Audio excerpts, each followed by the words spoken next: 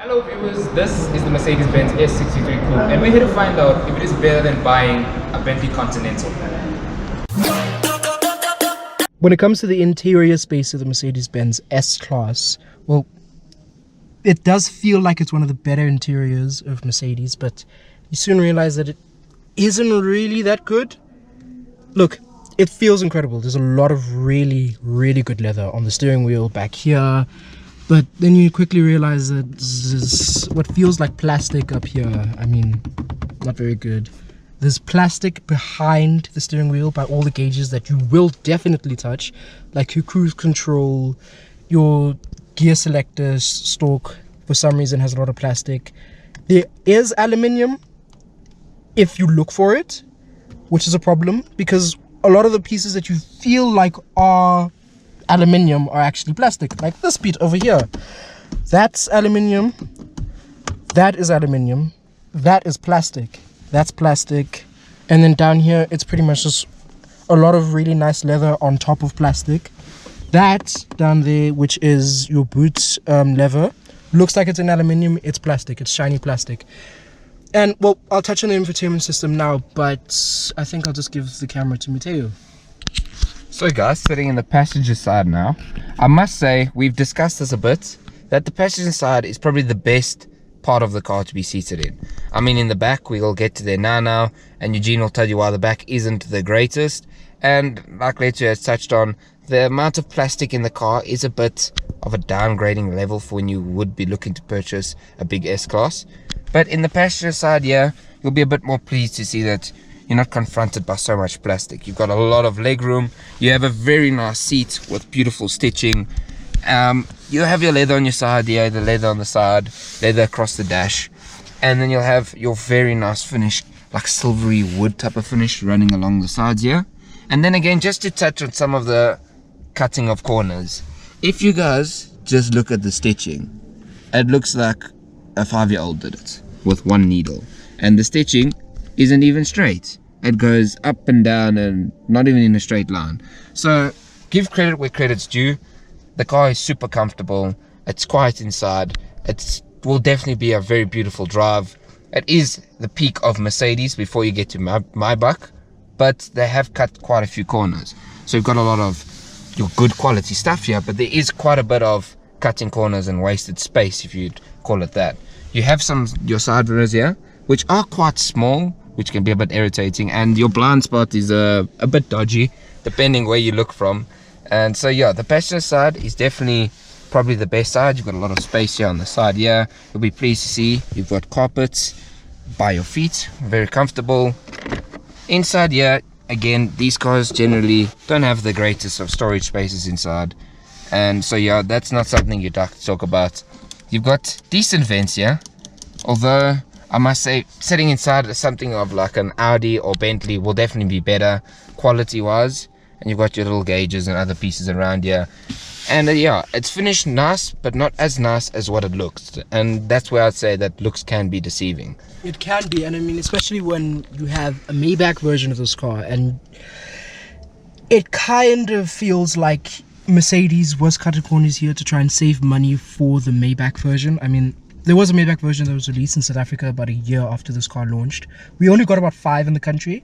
I do know that some more were imported, but those generally go for around 3 million rand, whereas this is about 2 million. So you are saving a lot of money.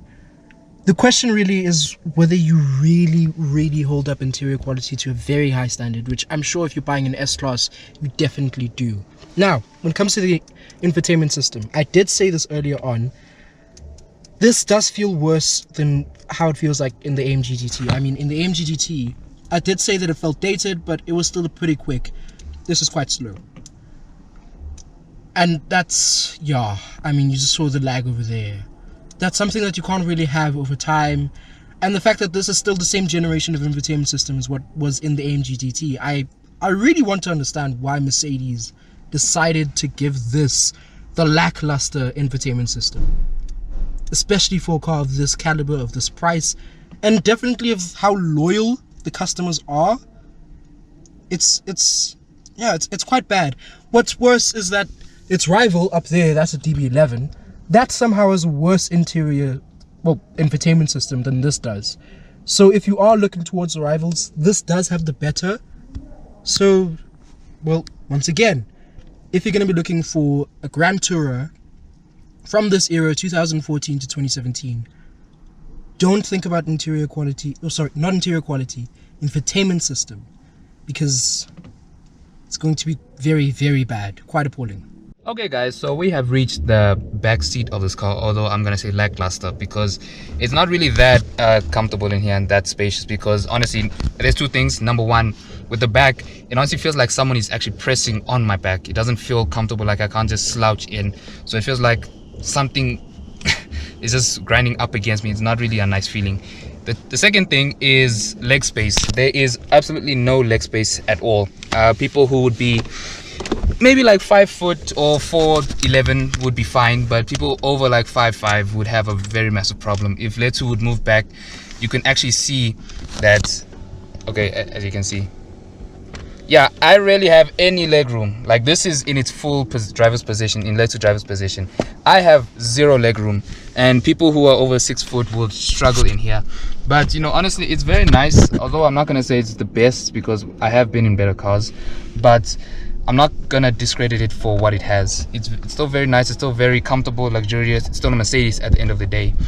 But yeah, it's very nice. The second thing that I like about it, or the third thing, is just how of a fishbowl it is in here. Because like in the back, I can generally see so much more than what the driver and passenger can see. Because now with normal cars, there's usually a B pillar like right here, but because this is a convertible, all the windows roll down and the roof can come down, so you just see everything clear and everything in crisp condition. But let's actually head to the boots to probably see if it can make up in boot size. So on the back of the S-Class, well, we'll just look at how small the boot actually is, because it's quite concerning, really. I mean, you have about the size of carry-on luggage. That's what you can say, because that's about as far back as the boot goes. It's even smaller than what it was in the Rapide. I think it's actually smaller than what's available in the DB11. What is smart though, if the Mercedes can just go up, you have these buttons over here which light up in low light, and something that Mercedes I think only piloted once or twice in this generation of the S-Class. It's not available in the new generation of the S-Class, which I don't understand why. The boot does go down quite quick, and I think we should rather move away from the rather forgettable rear end and go right up to the front. Okay guys, so now that we've actually reached the front end of this car, I wanted to talk about the engine. So this is a 5.5 liter twin turbo V8 making around 580 horsepower and 900 Newton meters. And that's a lot of torque for a car that's rear wheel drive. You know, most of its competitors are actually all wheel drive, like the Bentley Continental. So it's kind of odd to see like a rear wheel drive car with that much torque. So as you can see here, the person that hand built this car, well, the engine was Salih Denizer, which is more like Arabic rather than German, which is surprising because, well, but yeah, I'll let you Google how history goes.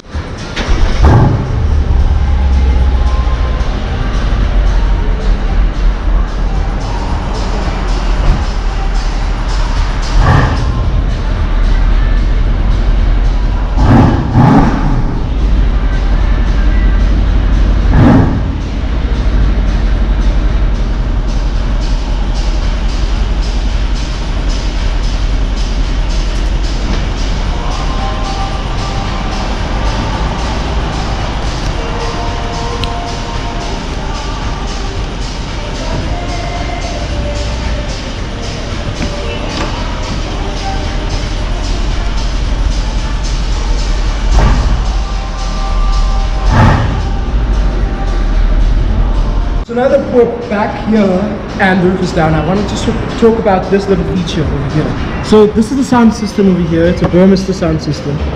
Up here, I don't really know why you'd put aluminium exposed over there. It does cause a little bit of rust, which can be an issue over time.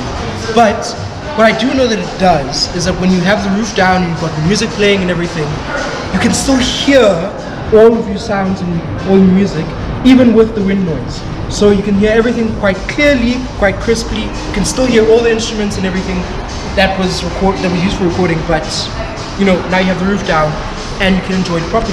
Okay guys, we are now at the front end of the Mercedes again. To just speak about the general looks and what you're getting exterior-wise for the car that you'd like to purchase in the big Grand Coupe.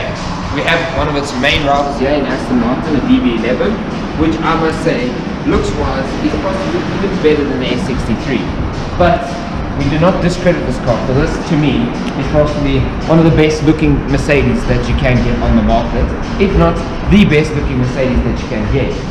It is that really nice balance between an aggressive looking AMG, but at the same time a sleek, luxurious looking, high rated model of Mercedes.